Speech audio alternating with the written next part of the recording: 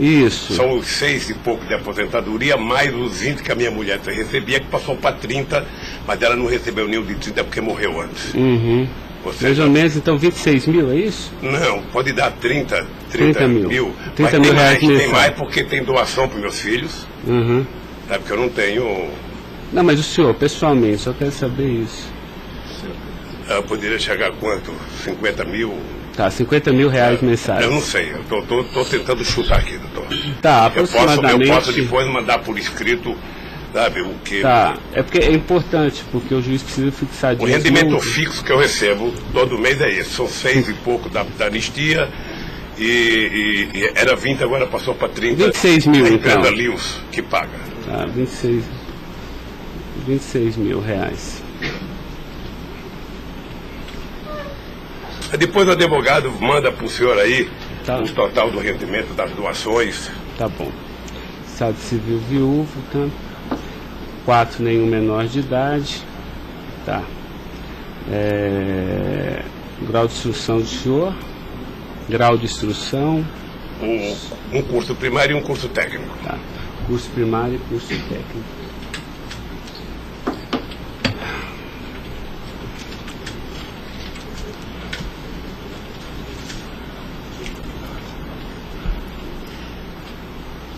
Me dê uma caneta aí, Caio, por favor.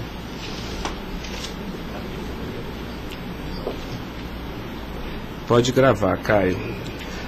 Senhor Luiz Inácio, eu vou pedir então ao senhor para responder agora as perguntas no microfone, porque a partir desse momento a audiência vai ser gravada, tá?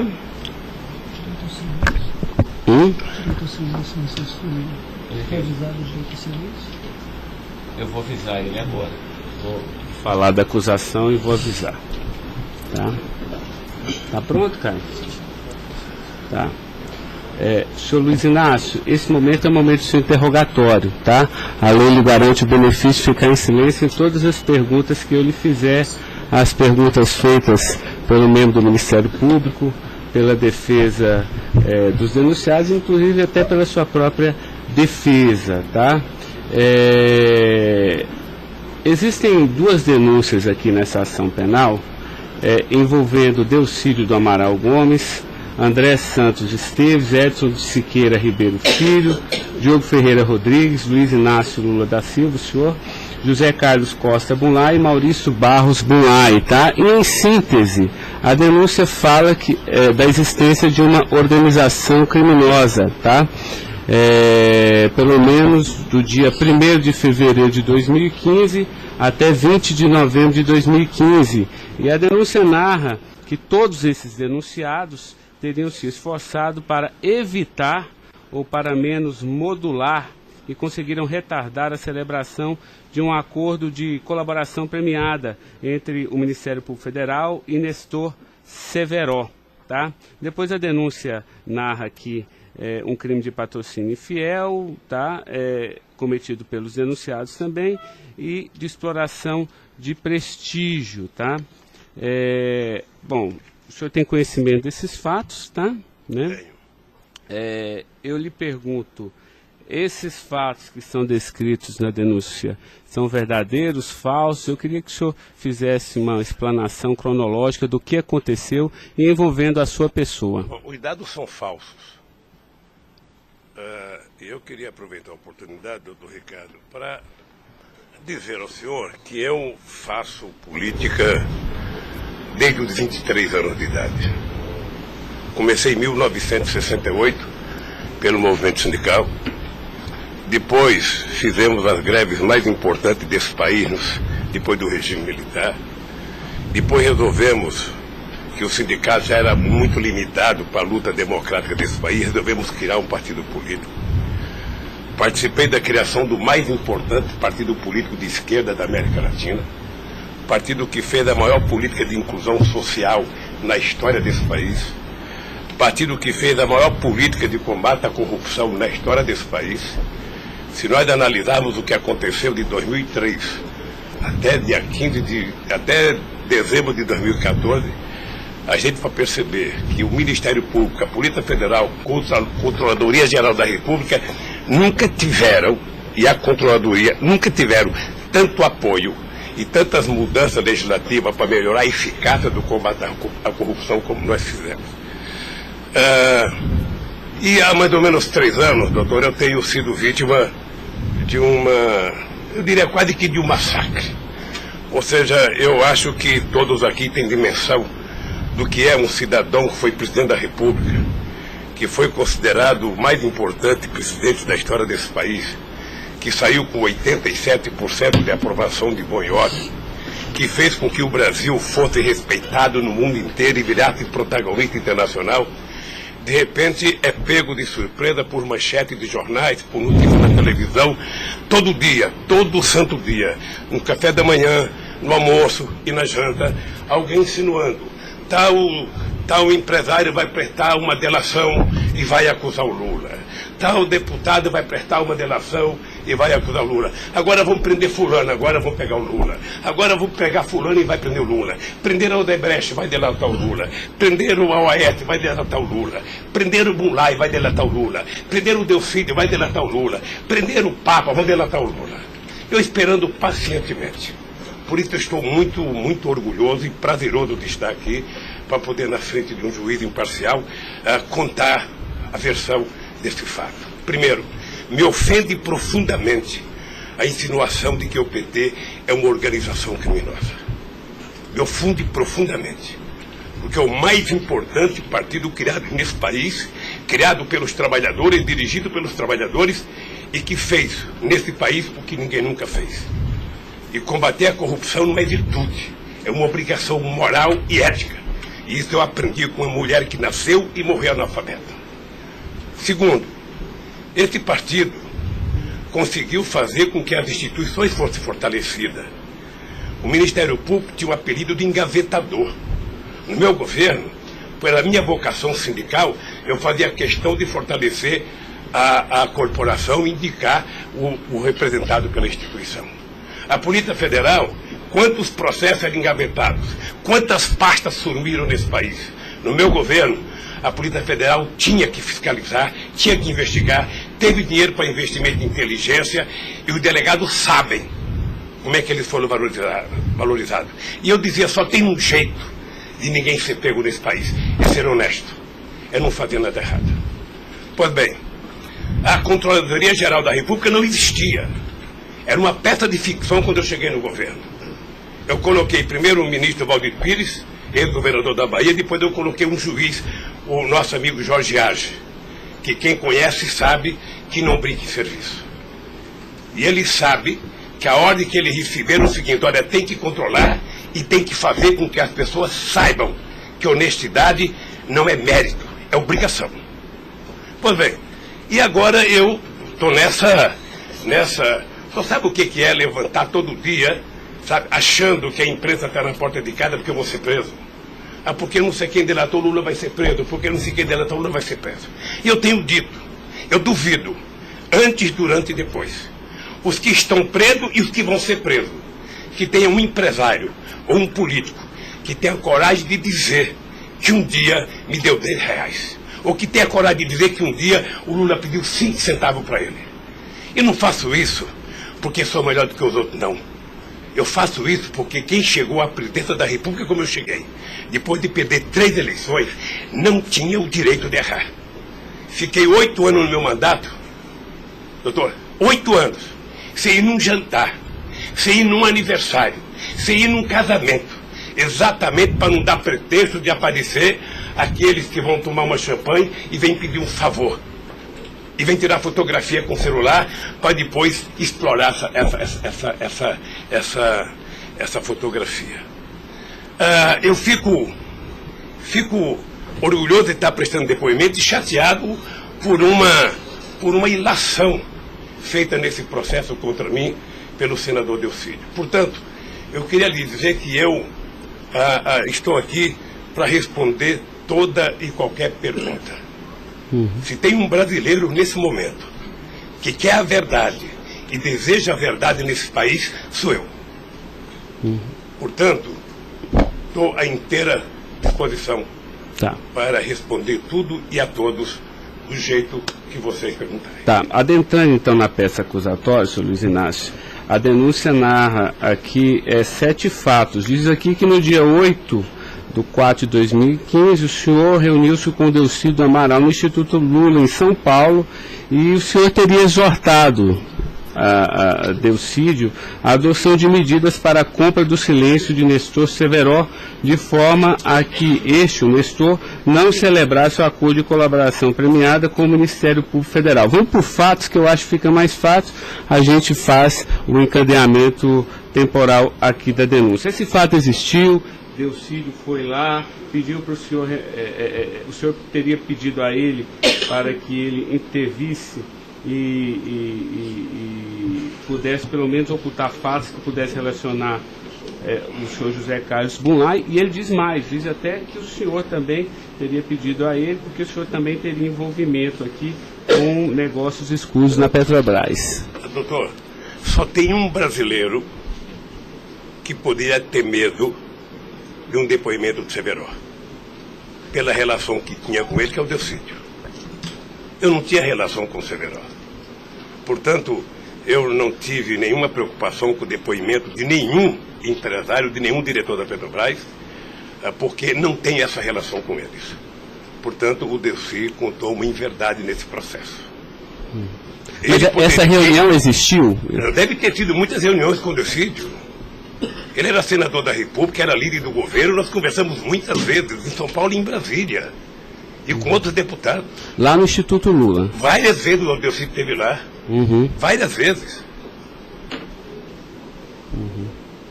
Ok.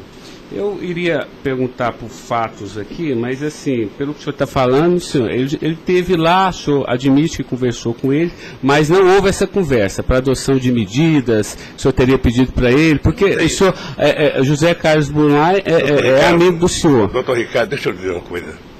Eu não tenho nenhuma razão para ter qualquer problema com o depoimento do Severo. Mas nenhuma razão. Não o conheço, não tive convivência com ele. Portanto, o depoimento do Severo era um problema para o Delcídio e não para mim, que teve uma convivência com ele ainda no governo anterior, antes do meu governo, quando foi diretor de óleo e gás da Petrobras. Não foi comigo. Tá, não surgiu essa conversa, então.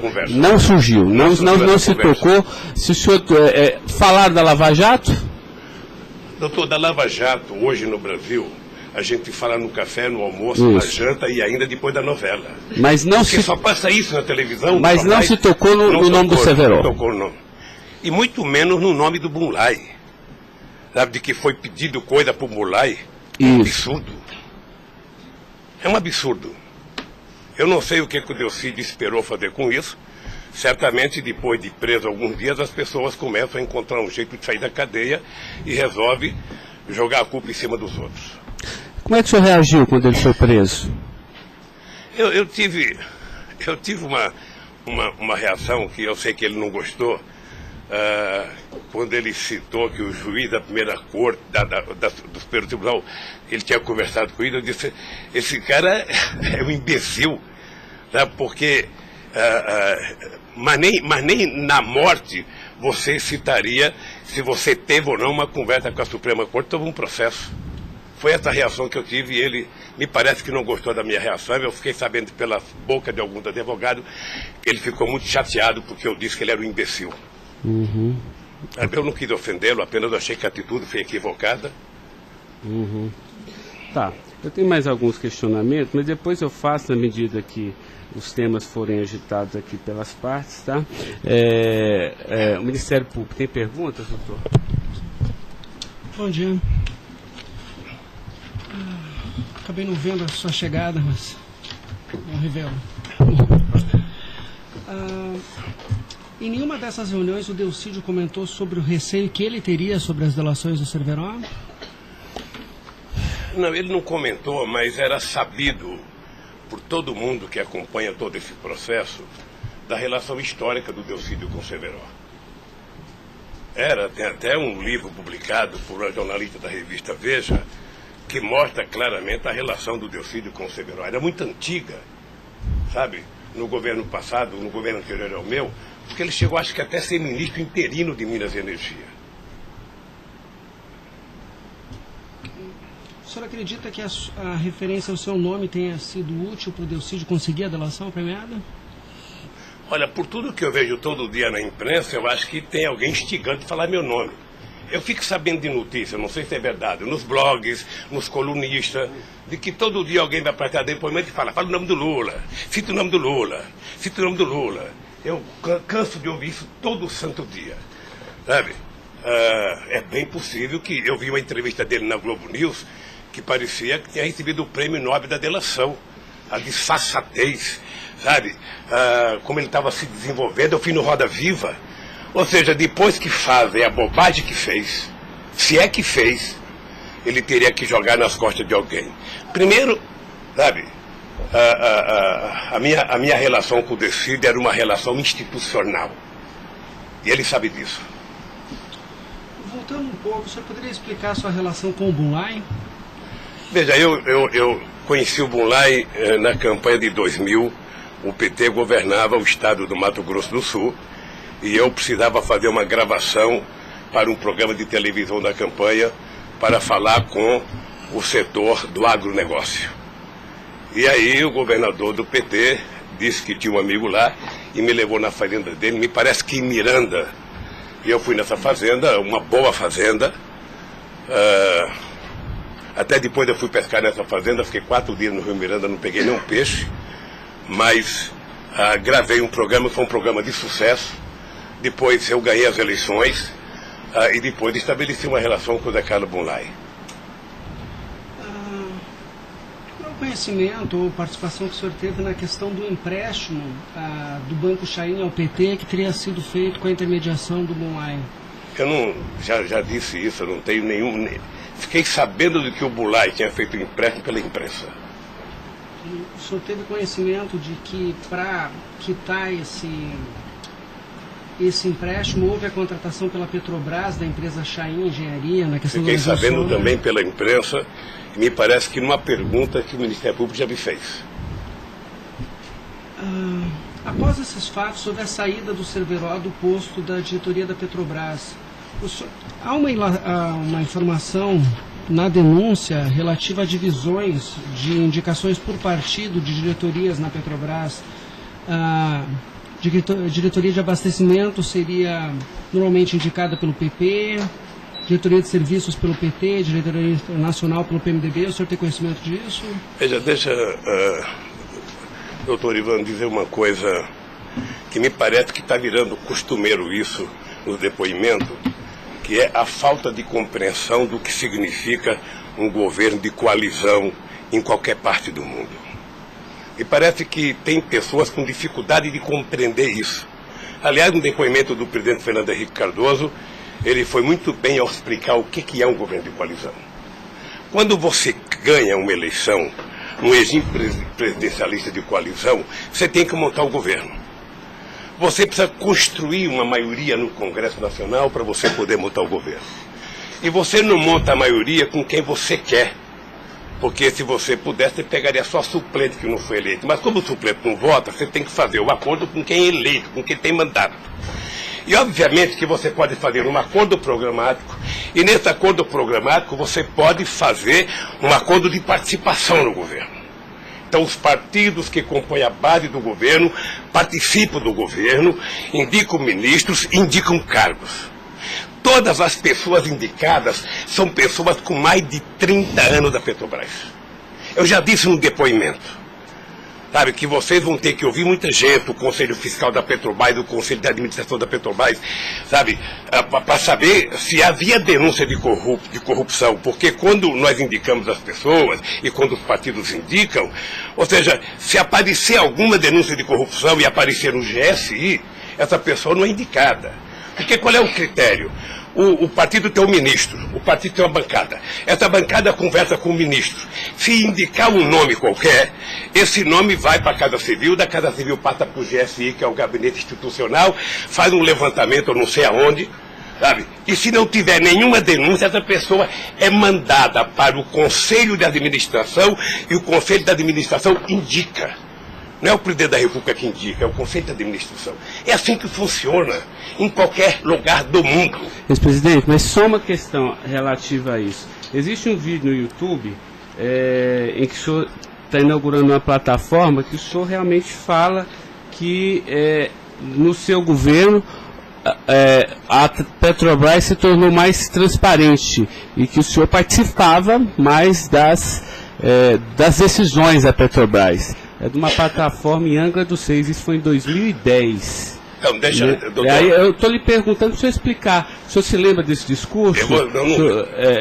Eu sei que é muita coisa, mas eu estou até com um vídeo aqui e eu queria lhe perguntar isso. Senão a gente pode até passar. É que a imprensa dizia que eu vivia fazendo assembleia.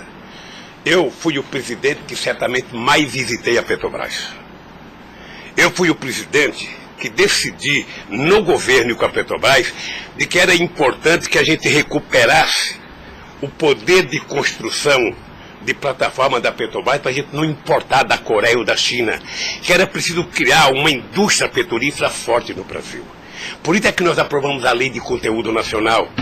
65% de tudo que fosse construído de plataforma sonda teria que ser feita no Brasil, para a gente ter uma política industrial, para a gente definir uma política de engenharia, de ciência e tecnologia, porque o Brasil é um país grande, o Brasil não pode ser um serviçal, o país não é uma republiqueta.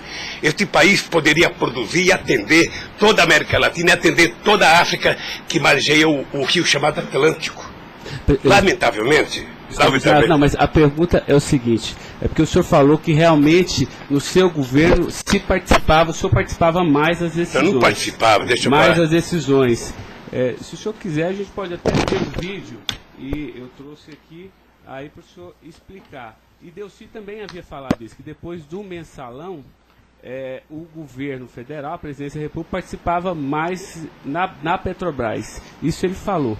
Deixa eu lhe falar uma coisa, o papel do governo, o governo participa na Petrobras através do Conselho da Petrobras. O Conselho da Petrobras tem vários ministros, tinha a ministra de Minas e Energia. Tá? Eu, durante todo o tempo da Petrobras, eu só participei de uma reunião de definição da política estratégica da Petrobras. A discussão de investimento para os próximos 20 anos.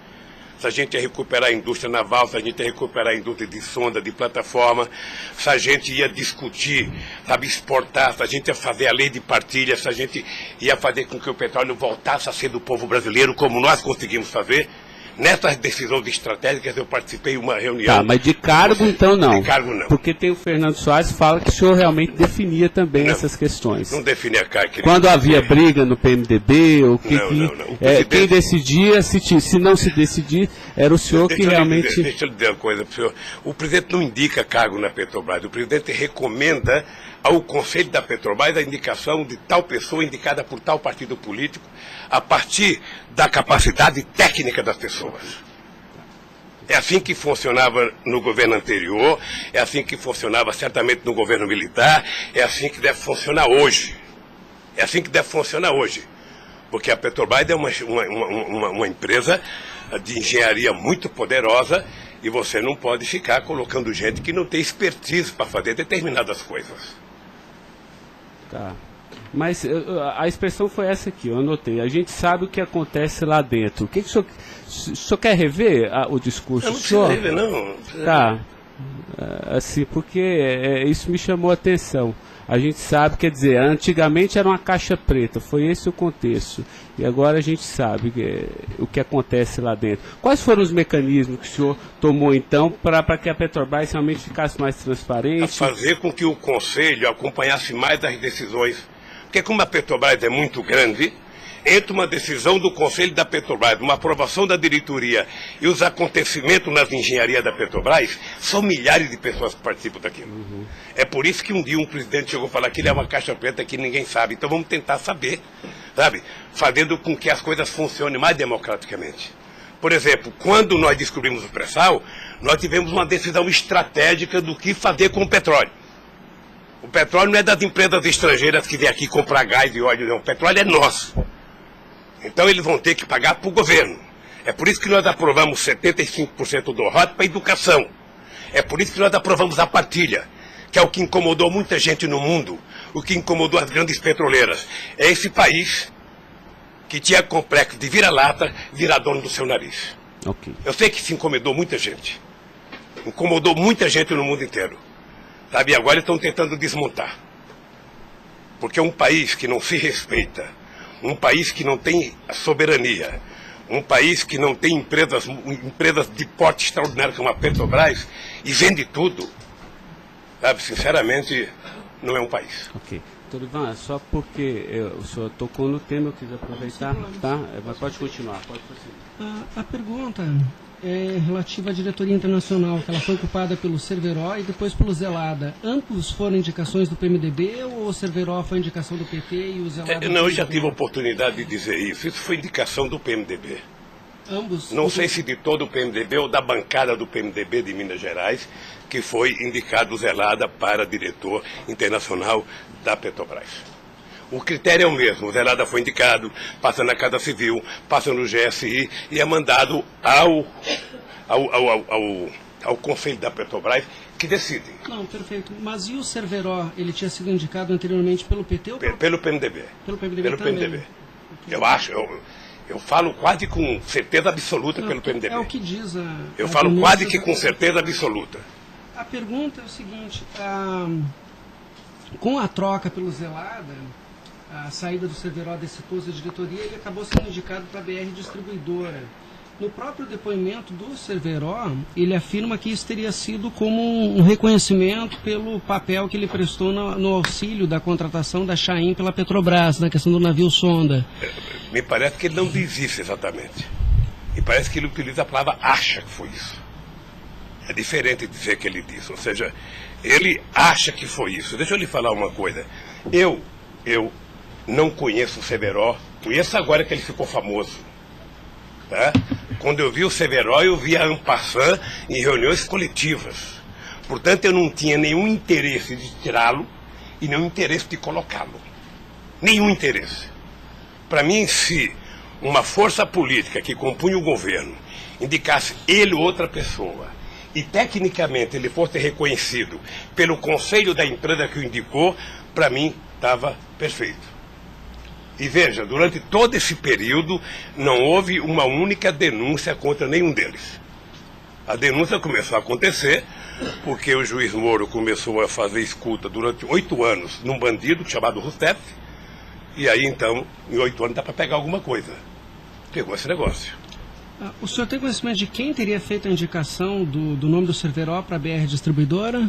Se foi algum partido? Eu não sei se foi um partido ou se foi através do Zé Eduardo Dutra, que devia ter relação com o Cerveró, porque ele tinha sido presidente da Petrobras.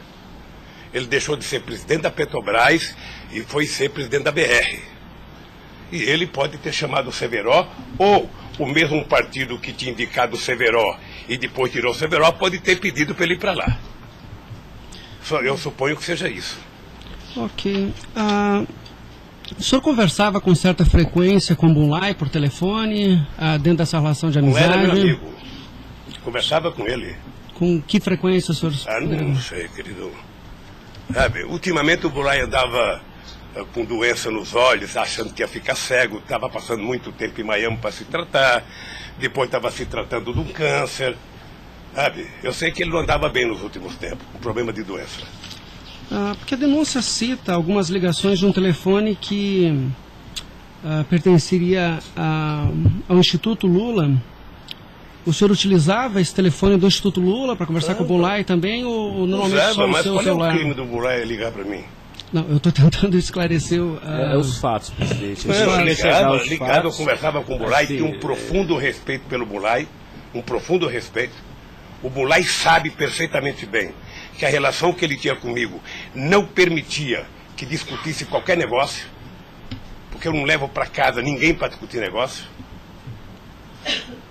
O negócio eu discutia no palácio. Mas o senhor sabe se ele utilizava o nome do senhor? Porque o Salim Chain e o Fernando Chain confirmam que José Carlos Mulay disse que Luiz Inácio Lula da Silva interveio na contratação da Chain pela Petrobras. Está descrito na peça do Ministério Público. Doutor, se o senhor soubesse quanta gente usa o meu nome em vão, de vez em quando eu fico pensando para as pessoas lerem a Bíblia, para não usar tanto meu nome, não. Tem gente que faz campanha financeira em meu nome, tem gente que é candidato em meu nome, tem gente que faz panfleto dizendo que eu estou apoiando, tem gente que coloca a fotografia minha dizendo que eu estou apoiando ele, sabe? Não tem como fazer isso. Se alguém falou, sabe? Se alguém falou, somente o Zé Carlos Bunlai pode provar isso, ou o Chaim na frente dele. Eu duvido que o Zé Carlos Bunlai, ou algum outro empresário, ou algum outro, desses que já prestaram depoimento, diga que um dia eu chamei ele para conversar sobre tal coisa, sobre qualquer coisa. Sabe por quê, doutor? Porque eu tinha noção de que o único jeito de eu governar esse país dignamente era não permitir qualquer promiscuidade na minha relação com os agentes empresariais ou os agentes políticos. Desculpa, a afirmação seria que o senhor estaria abençoando o negócio da Chaim pela Petrobras. O senhor não... Nem abençoando, nem amaldiçoando, porque eu não sabia. Sem mais perguntas, excelência. A defesa, então, a sua defesa vai ser a última a perguntar. A defesa de Delcídio Amaral.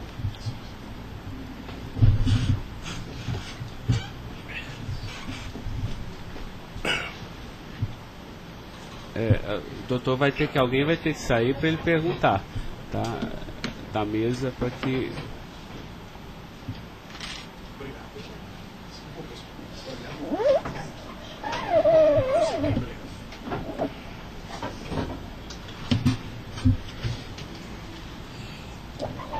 Bom dia. Bom dia.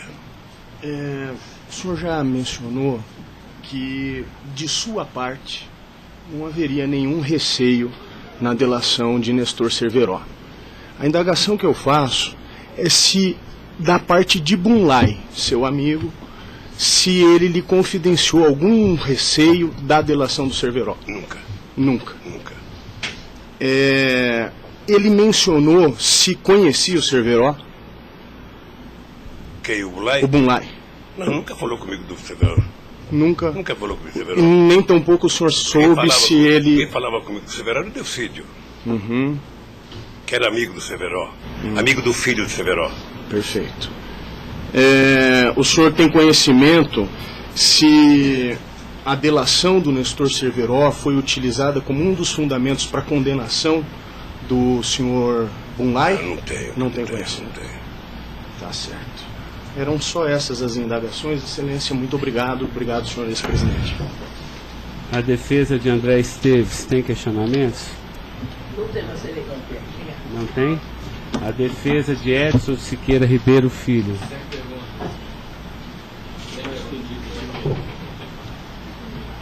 A defesa de Diogo Ferreira Rodrigues. A defesa de José Carlos Bunlai. Tem algumas perguntas. Pode fazer isso. Bom dia, presidente. Presidente, o senhor disse que a sua relação com o senador Delcídio era institucional. Mas o senhor sabe qual era a relação do senador Delcídio com o José Carlos Bunlai? Eles tinham alguma amizade? Eles tinham alguma proximidade? Veja, a impressão que eu tenho era que era muito pequena a relação dos dois. E parece que o José Carlos Bunlai não tinha muita relação com o Delcídio. E com a sua mulher, dona Marisa, qual era a relação do José Carlos Bunlai? Eles tinham amizade? A mesma que comigo. O aniversário da sua ex-mulher? Quando ela fazia aniversário? Ele ia no aniversário da minha mulher. Mas o dia do aniversário dela? Dia 7 de abril. O senhor sabe se ele fez alguma ligação para ela no aniversário dela? A ligação do dia 7, eu já fiquei sabendo da ligação do dia 7. Bem. É o mínimo que eu esperava dele, é que ele ligasse para ela para dar os parabéns. É só isso, obrigada. Tem alguma pergunta? Tá. A defesa de Maurício Bunlai. Sem questionamentos. A defesa de Luiz Inácio Lula da Silva. Sem perguntas, excelência. Tá. Só mais uma questão, senhor Luiz Inácio. A denúncia sempre fala do Instituto Lula. Eu queria que o senhor falasse um pouquinho a finalidade do Instituto Lula. Eu tirei pelo site a missão. Me parece que o senhor desenvolve projetos na África também, né, com finalidade de erradicação da extrema pobreza, da fome, acesso à educação, promoção da igualdade, mas também é um local que o senhor também chama as pessoas para discutir política. Delcídio falou que o senhor o convidou para ir lá quando ele era líder do governo. Explique para mim o Instituto Doutor Lula. Ricardo, eu não sei se você sabe, a Receita Federal fez uma devassa no Instituto para saber se ele está cumprindo com a sua obrigação institucional. Veja, eu quando deixei a presidência da República, eu falo isso apenas com o objetivo de explicar. Muita gente pode achar que eu sou arrogante, eu sou petulante.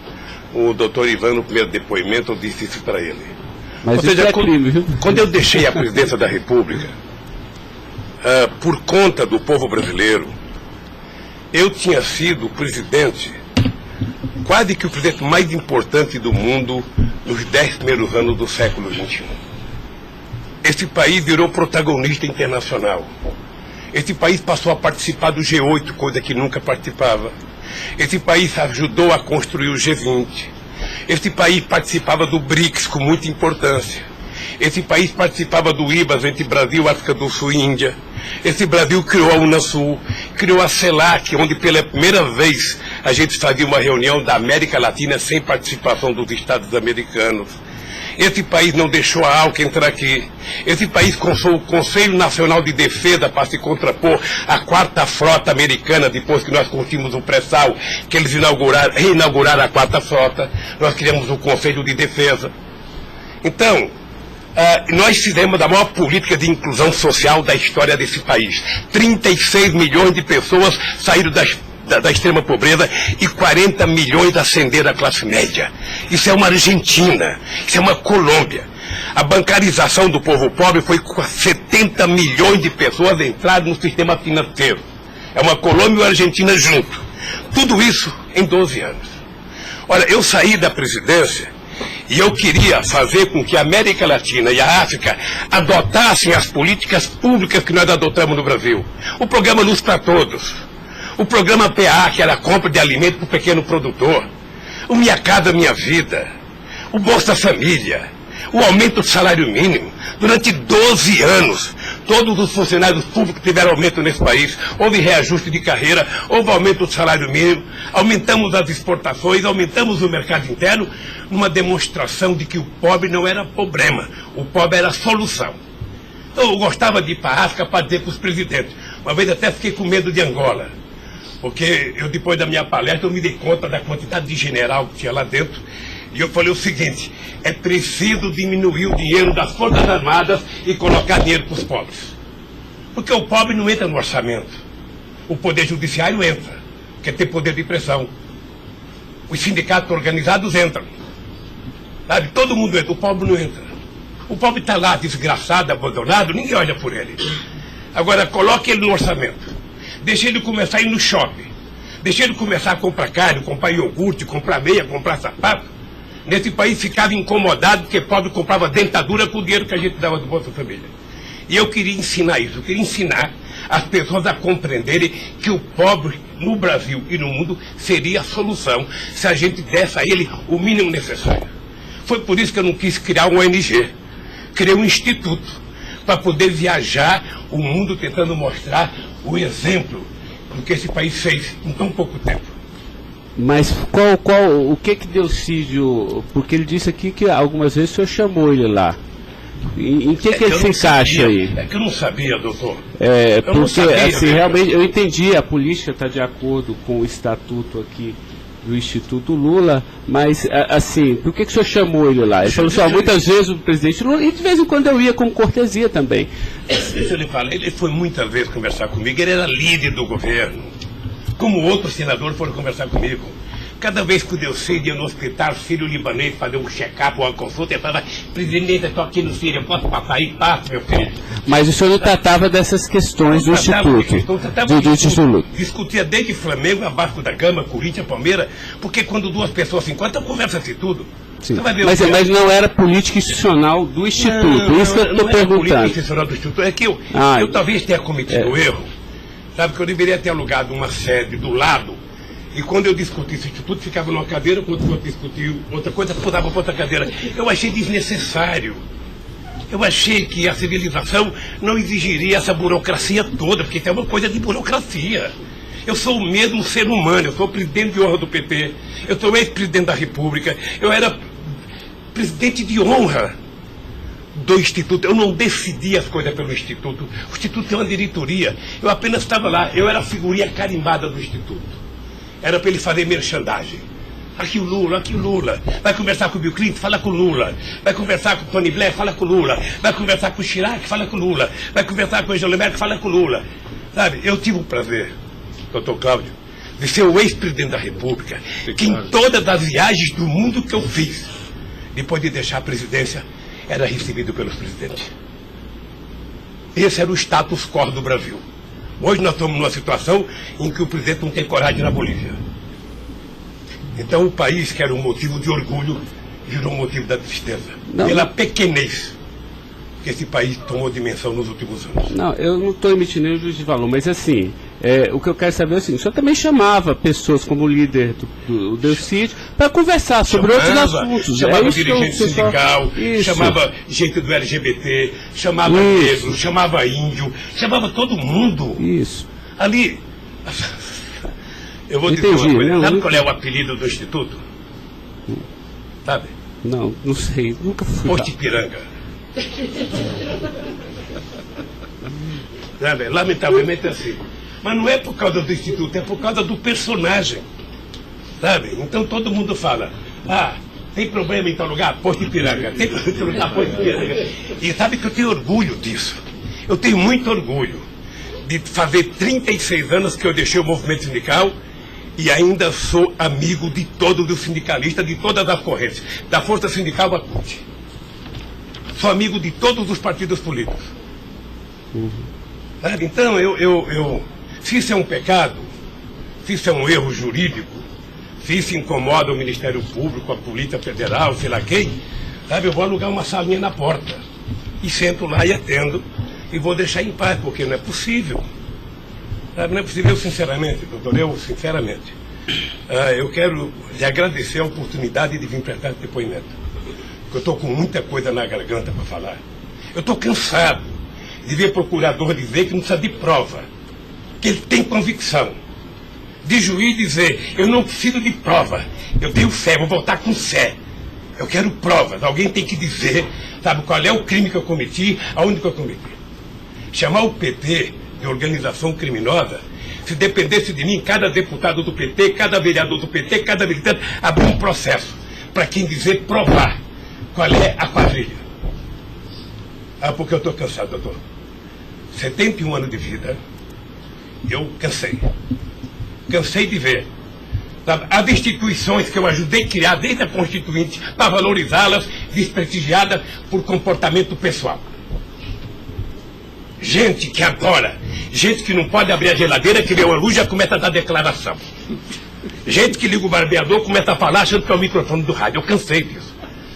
Eu sempre valorizei o Ministério Público. Eu sempre valorizei a Polícia Federal. E sempre valorizei o Poder Judiciário. Os ministros podem lhe dizer. Eu indiquei quase todos. Nunca pedi para eles um favor pessoal. E não peço. Porque a instituição tem que ser forte, não para me ajudar, para garantir a democracia desse país. Lamentavelmente, tem pessoas que não pensam assim. Eu, quando vejo um jovem procurador ir para a televisão falar 1h30 e depois dizer, não me peçam provas, eu tenho convicção, não dá, doutor. Não dá para aceitar isso como uma coisa séria nesse país que está jogando a cada vez mais a oportunidade de se transformar num país grande. Nós quase chegamos a ser a 5ª economia mundial. Quase chegamos. Por mediocridade não chegamos. Então eu lamento profundamente. Eu gostaria que meu depoimento fosse tudo numa semana só. Para mim poder desvendar os mistérios todos. E acabar com essa hipocrisia. Fulano vai prestar depoimento, fulano vai delatar, fulano vai não ter das contas, fulano, e o Lula vai ser citado. Quem sabe está na hora de chamar o dono da Globo, da Record, da Bandeirantes para prestar depoimento para ver se eles me delatam. Porque o que eles dizem que vão me delatar, eu duvido que tenham coragem de me delatar, porque não tem nenhuma prova e nunca conversaram comigo sobre qualquer crime. Doutor, eu aprendi a andar de cabeça erguida. E sabe que custa muito. Para quem nasce na elite, não precisa nada. Mas para quem vem lá de baixo, sabe, não deixar ninguém colocar cangaia no seu pescoço, não é fácil. Esses dias eu sei de uma história, de um depoimento, de um processo que eu abri contra uma jornalista, até vou contar isso que ninguém sabe aqui.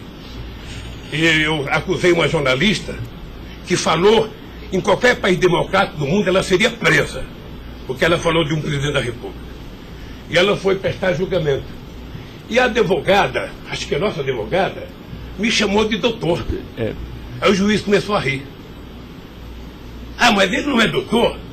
Ele não é doutor? Como é que você chama ele de doutor?